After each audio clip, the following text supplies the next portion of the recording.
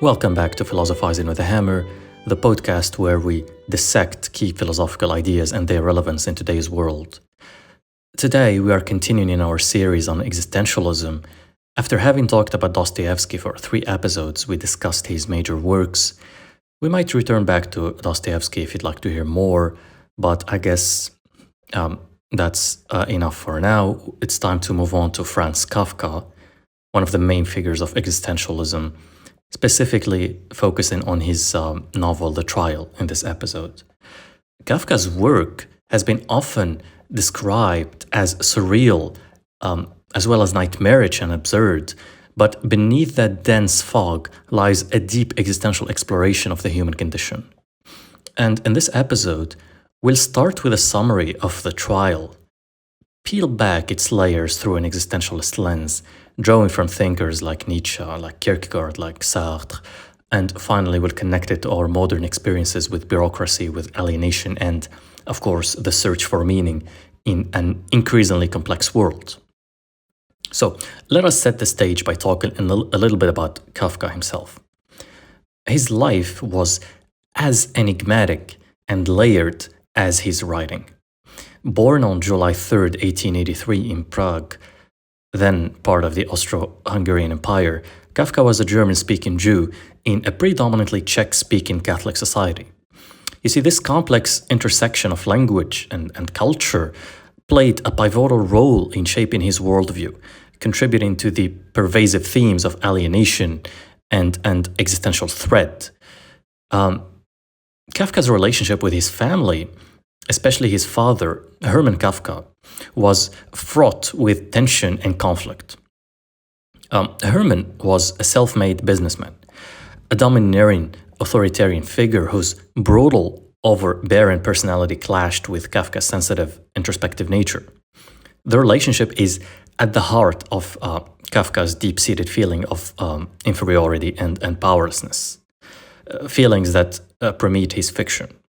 In fact, Kafka directly addressed those tensions in his famous unsent letter to his father, written in 1919, in which he detailed the psychological abuse and emotional distance he felt from Hermann. He wrote about his father's overwhelming presence stifled him, fostering a sense of perpetual guilt and inadequacy. This dynamic can be seen mirrored actually in The Trial, where our character Joseph K. confronts a faceless authority he cannot understand or appease, much like Kafka's own attempts to gain his father's approval. Now, Kafka's mother, Julie, she was more nurturing but emotionally distant, and while she was supportive of his education, she remained passive in the face of Hermann's dominance. This absence of emotional refuge likely intensified Kafka's feelings of isolation within his own family. Let's talk a little bit about his education. He was an excellent student, but struggled with the rigid expectations placed upon him. He attended German schools, which was very common for Jews aspiring to professional careers in the Austro-Hungarian Empire. However, this further distanced him from both his Czech culture and the Yiddish-speaking Jewish community. Kafka actually went on to study law at Charles University in Prague, earning his doctorate in 1906. This legal background undoubtedly influenced his portrayal of bureaucratic systems in The Trial. And his understanding of the legal frameworks, combined with the absurdity of how these systems operated in real life, helped him craft his nightmarish depictions of faceless institutions and meaningless procedures. It is important also to note that Kafka was deeply influenced by existential philosophy and literature as well, particularly the works of Friedrich Nietzsche and Soren Kierkegaard. He also had an interest in Jewish mysticism, though he remained distant from traditional religious practices. Kafka's writing suffused with a sense of metaphysical questioning, that is, the search for meaning in an indifferent or even hostile universe. His literary legacy looms large, That's to begin with. Yet he spent most of his adult life working in insurance. He took a job at the Workers' Accident Insurance Institute of the Kingdom of Bohemia in 1908. And this wasn't just any office job. It was soul-crushingly bureaucratic, involving endless paperwork, endless reports, and rigid hierarchies. The monotony and absurdity of this work, it's an experience that made him seep actually into the trial, where Joseph, our protagonist, is entangled in an impenetrable legal system. Kafka described his work as stifling, yet ironically, it provided him with a material that would become the backbone of his literary critique of bureaucratic dehumanization. His professional life mirrored the frustration, the alienation, and the powerlessness that his characters endure. And despite the constraints, Kafka managed to write in the early mornings and late at night, driven by a compulsion to create, but haunted by, let's say, crippling self-doubt. We've all been there somewhere. And he once wrote, and I quote here, "I am made of literature. I am nothing else." End of quote. Yet he was notoriously self-critical, often destroying his manuscripts and insisting that his remaining works be burned after his death, a wish his friend Max Brod famously ignored, leading to Kafka's posthumous fame. We're going to talk a little bit about his romantic relationship and isolation before we delve into the novel. Because his romantic life was equally complicated, marked by intimacy issues and a profound fear of commitment. He was engaged twice to Felice Bauer, I hope I'm pronouncing the last name correctly, but both engagements were broken off. And Kafka's letters to Felice revealed a man torn between the desire for connection and as well the fear of losing his personal freedom. His letters are filled with self-loathing and anxieties about sexual inadequacy and concerns over his health. Kafka has also a passionate but tumultuous relationship with Melina. You know, pretty sure you've heard about the famous book Letters to Melina by Kafka. We'll talk about that in the following episodes. But for now, Melina, she was a journalist and translator, and their correspondence revealed Kafka's longing for emotional connection, but also his deep-seated belief that he was incapable of happiness. This emotional turbulence is reflected in works like The Metamorphosis, which we will discuss as well, and The Trial, today's book, where protagonists are isolated and estranged from their families and society. Adding to that, Kafka's lifelong battle with illness further shaped his outlook. He suffered from tuberculosis, which is a disease that eventually led to his premature death at the age of 40 in 1924. The slow decline of his health deepened his sense of existential dread and fragility, themes that echo through his work. Kafka's tuberculosis also symbolizes the invisible forces that control and undermine his protagonists.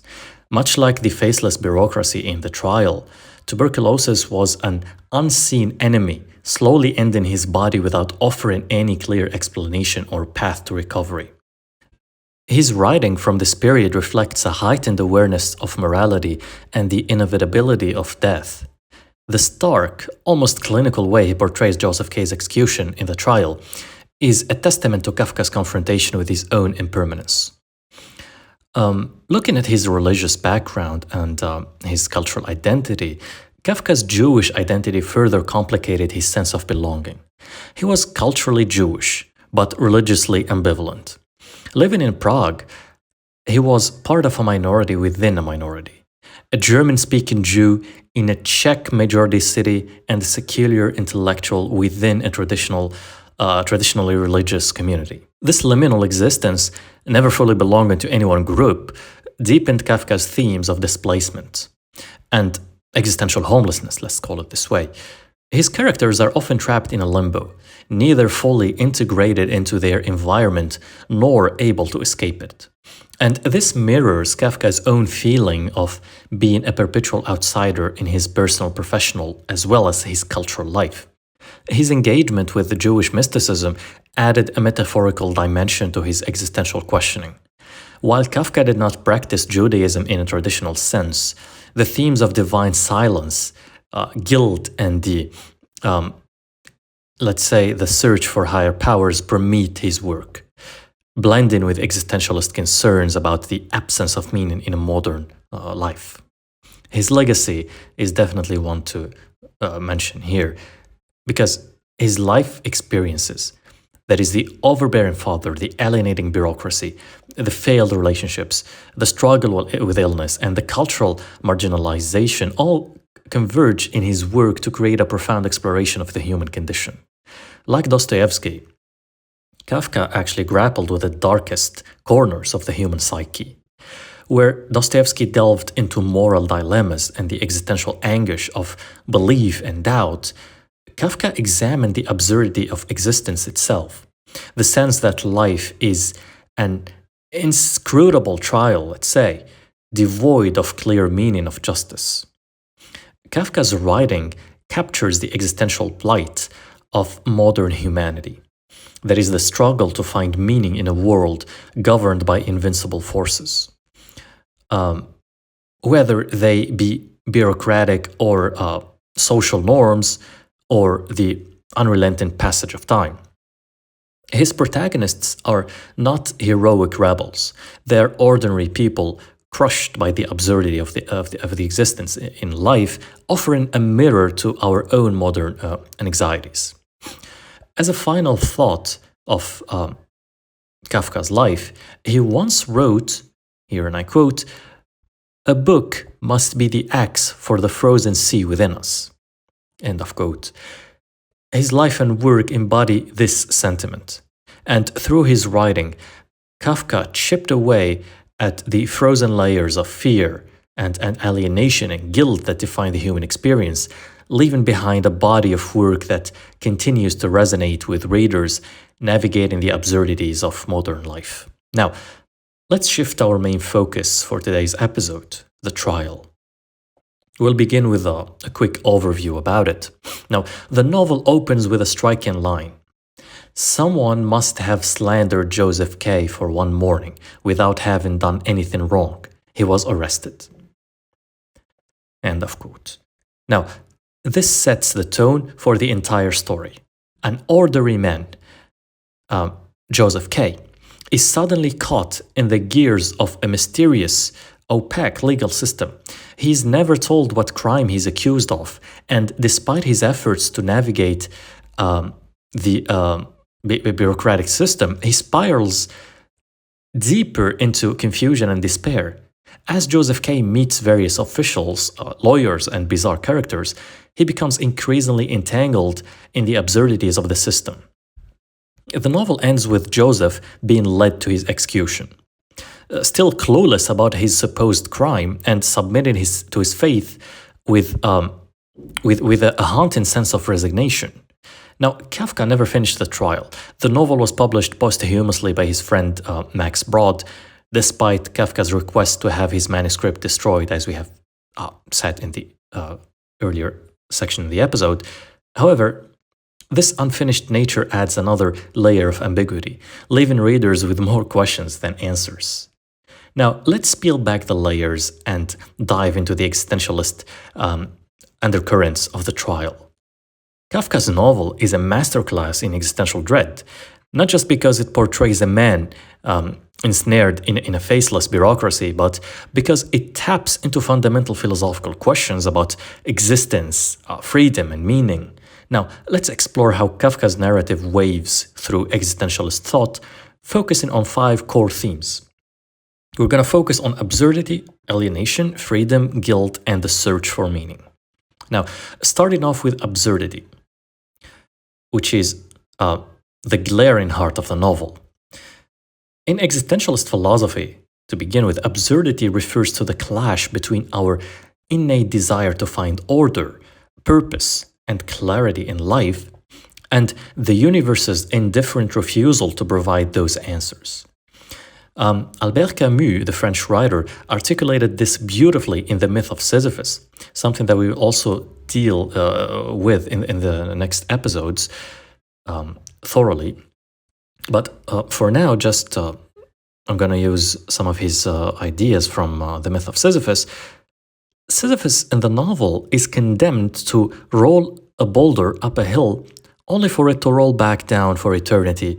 And Sisyphus then needs to go back down the hill and push it up again over and over again for eternity. Yet this is not just a simple existentialist loop, according to Camus, because Camus suggests that we must imagine Sisyphus happy, finding meaning in the struggle itself.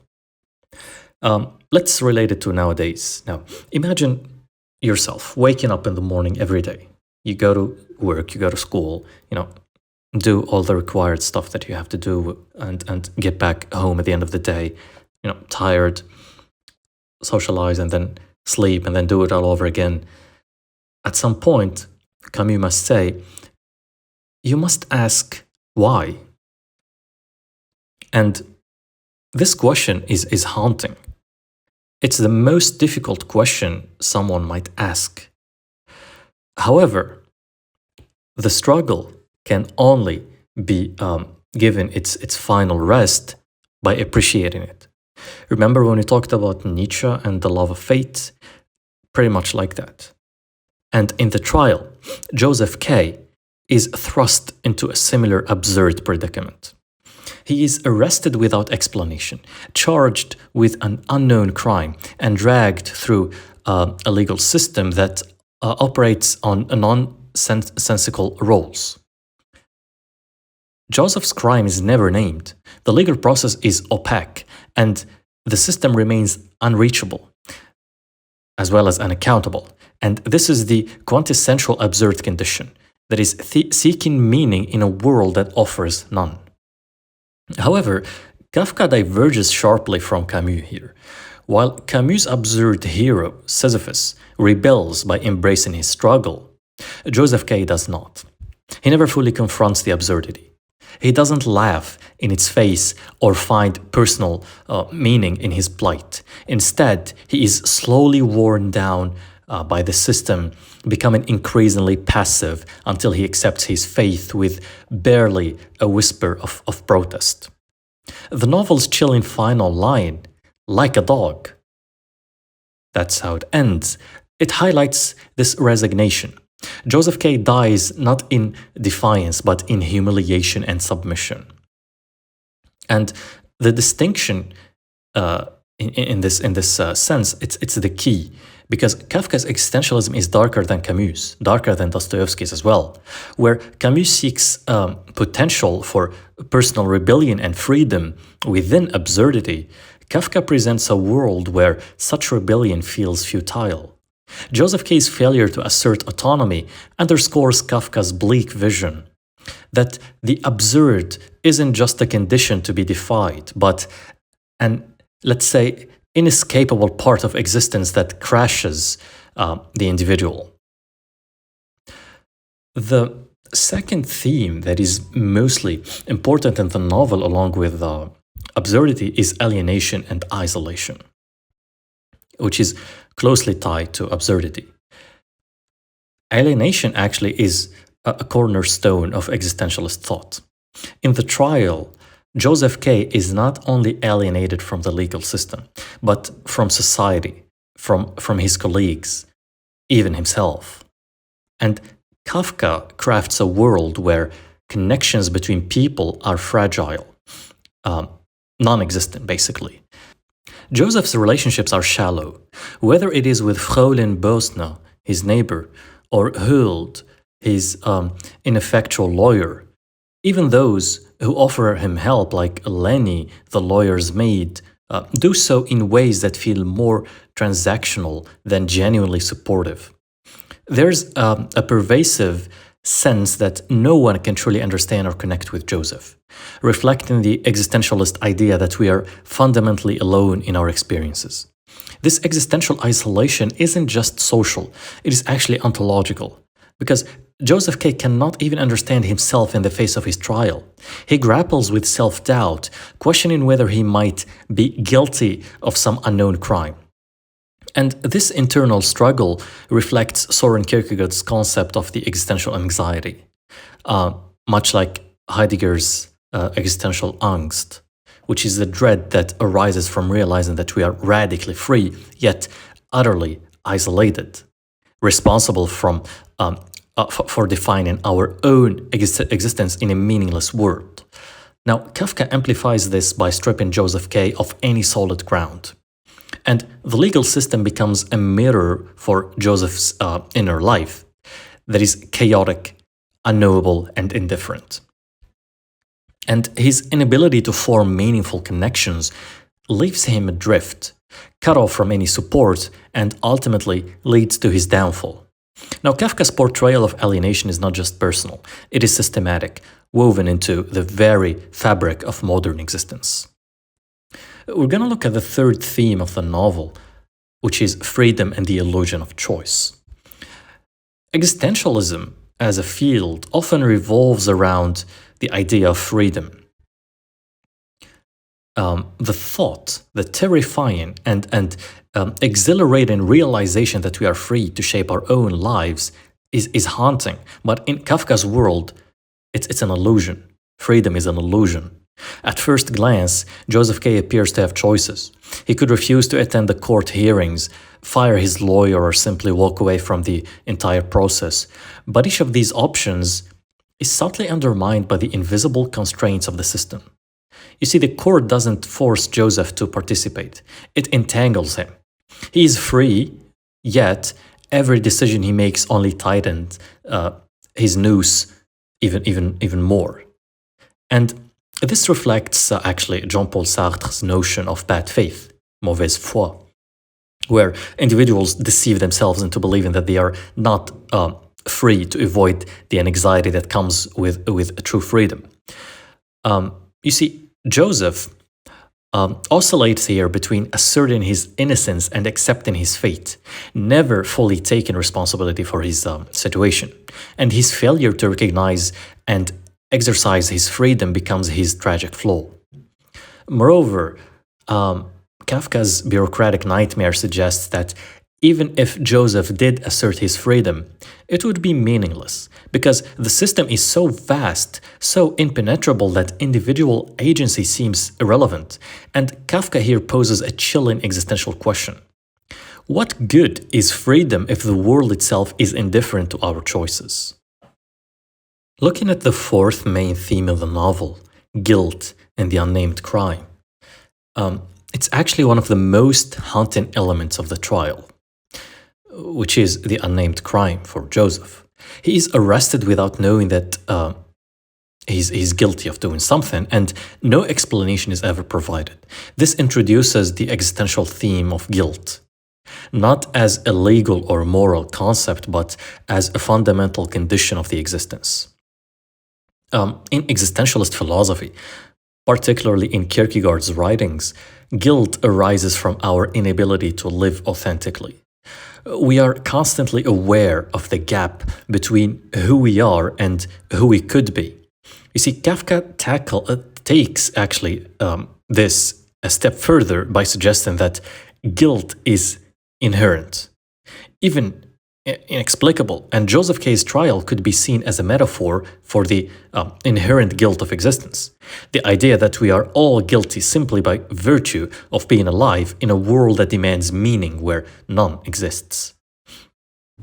This existential guilt is also deeply psychological.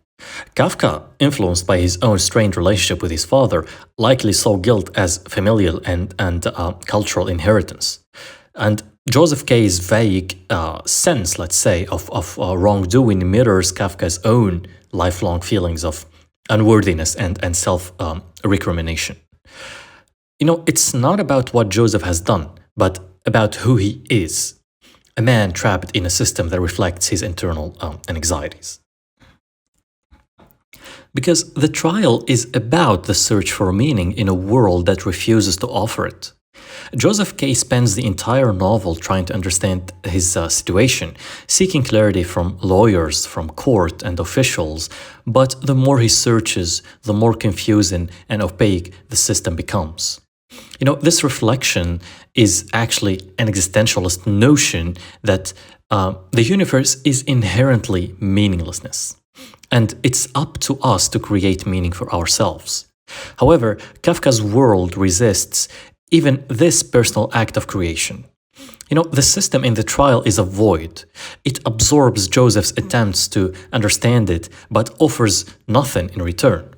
Unlike existentialist thinkers like Sartre, who believed that meaning could be forged through authentic living and personal responsibility, Kafka presents a world where such efforts seem doomed from the start.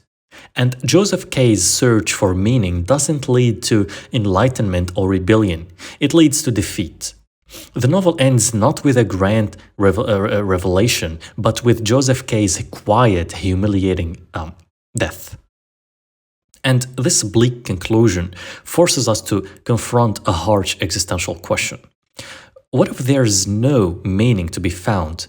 Not in the world, not in ourselves, but not anywhere.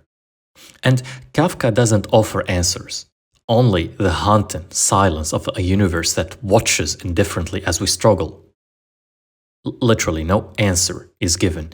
And as a conclusion to Kafka's unique existentialism, looking at the trial, it's a cornerstone of existentialist literature, but it differs from the works of Camus, of Sartre, of Kierkegaard in its unyielding pessimism. Where other existentialists find room for rebellion and freedom, Kafka presents a world where these concepts feel hollow or impossible. Kafka is more or less asking the question, like, okay, it's great to imagine theoretically that there is a rebellion, but practically speaking, we're talking about something that is quite impossible to happen in a world that offers no meaning whatsoever. And in this universe that Kafka presents, the absurdity of existence isn't something to be overcome. It is a trap we cannot escape.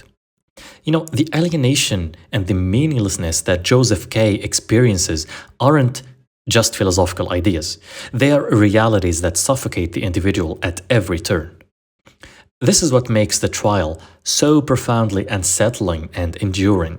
It speaks to a universal anxiety, the fear that life is not only meaninglessness, but our efforts to find meaning are themselves part of the absurdity. Yet, in reading Kafka, we engaged with these fears, acknowledging the existential abyss, even if we cannot conquer it. As you can see, Kafka doesn't offer hope, but he offers something perhaps more valuable: honesty. An influential look at the human condition in all its confusion and quiet desperation. Because Joseph K.'s alienation isn't just about being caught in an unfathomable legal nightmare. It is about losing touch with his own humanity. At first, he is confident, somewhat arrogant man, sure that this absurd charge is just a mistake. But as the trial drags on, something shifts. He stops seeing himself as a person with agency and starts seeing himself as the accused. That's his new identity, whether he likes it or not. You see, this dehumanization isn't just bureaucratic. It is deeply personal. And Kafka's world doesn't just put you in a box. It makes you forget that you were ever outside of it. This taps into Nietzsche's idea of the death of God. With no divine or moral anchor to provide meaning, Joseph K. is left drifting, unmoored. The universe doesn't just ignore him. It erases any framework that might give his suffering context. It is a world where, as Nietzsche warned, nihilism. It's a nihilism that isn't just a possibility. It is inevitable. And here's the kicker. The alienation feels early modern. Think about how easy it is today to feel like just another cog in the system, whether it's your job, your social media, or even navigating endless bureaucracy.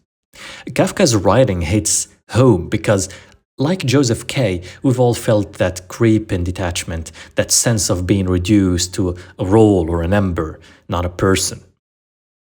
Now, this is where it gets really existential. Sartre talks about radical freedom, the idea that we are all free because we choose to be so. But with that freedom comes the weight of responsibility. We can't escape it. But for Kafka, well, he flips that idea on its head. On the surface, Joseph K. seems free. He's not locked up. He can go to work, visit friends, he can move around, but every decision he makes, every attempt to assert control over his situation, just tightens the noose even more. It is like quicksand. The more he struggles, the deeper he sinks. But here's the twist. His passivity is a choice. Sartre would call this bad faith, as we have said, because it's a refusal to acknowledge your own freedom and responsibility. And Joseph K. doesn't fight the system in any meaningful way. He questions it. Sure, yeah, but he never really challenges it. He accepts the absurdity without rebellion.